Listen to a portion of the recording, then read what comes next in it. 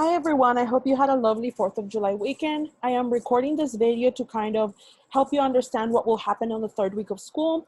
So in the past week, we just completed module number 2, which was, we had a quiz, we had discussions, and we talked about argumentation, audiences, and language. So the next upcoming week is, we're halfway through our summer course, and it is week 3. Week 3 is really important for our course because we're actually going to be doing our first major assignment and we're going to be taking the midterm. So on Monday, your module for week 3 will open, and the first thing that you will see is the introduction to visual arguments. This is what chapter 10 in the 3rd edition is of the textbook.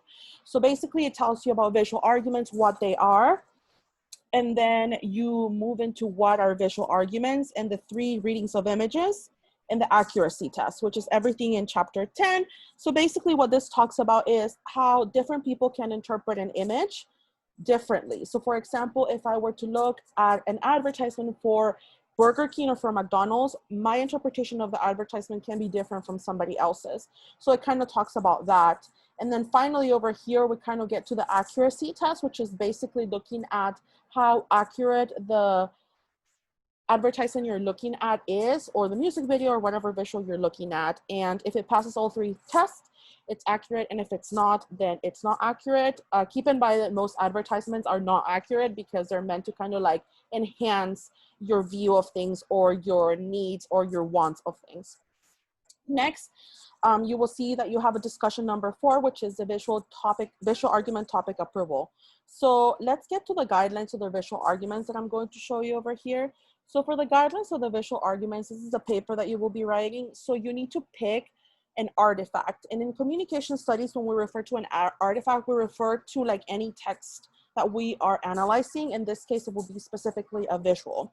So you will be looking at either a print, television, advertisement, or a commercial that you want to analyze. It could be anything. It could be an SNL skit, it could be a music video, it could be a commercial that you have seen.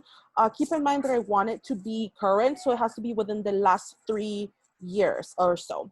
So you're kind of going to look that up, and then you're going to kind of like send me a picture of the advertisement or a link of it, or share it to me so that I can see it underneath that discussion post to let me know if it is something that it is approved.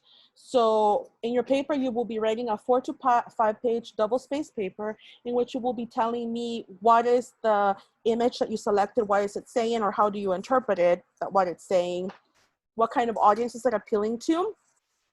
We just talked about audiences in the last module. So is it appealing to younger people, Democrats, Republicans, females, males, etc. You're also going to be looking at what's the bigger picture of an image. So one of the things that you'll see in the readings for this week is that images are not created in a vacuum.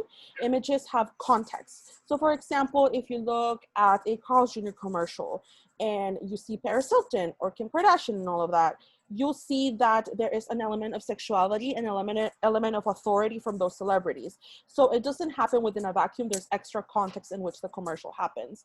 So that's what you're going to be talking about when you're looking at the bigger picture. And for that part of the assignment, you're going to need 3 outside sources, specifically academic sources that kind of back up that idea. And I don't want sources that back up that specific argument, but that just back up the idea of what conversation it fits into. So if it's sexuality in the media, it doesn't have to be particularly about that Carl's Jr. commercial. It could be about anything that is sexuality in the media. And finally, you're going to be applying the accuracy test that you will read in the chapter, the ones that I cover kind of on the modules, in the pages of the modules, like is it accurate? Is it appealing to your emotions? Is it manipulative? Those accuracy tests. So that's what the paper that you're going to be submitting. You're also going to be accompanying your paper with a presentation, and your presentation will be also filmed on Flipgrid, kind of like what we did last time.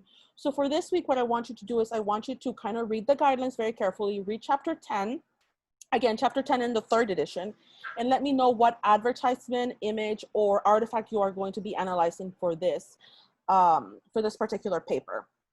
And kind of like taking us back to this week, you will also be having your midterm this week. And again, the midterm is going to be based on everything that we have read up to this point. So as you can see, I have provided you with a midterm study guide. This guide, you can download it. And basically, my idea of a midterm is that everything that is in the study guide is the one thing that you should be focusing on or studying. Anything that's not here, it's not relevant for the midterm. So it's going to be an open and like an open exam in the sense that you can use your notes in your book.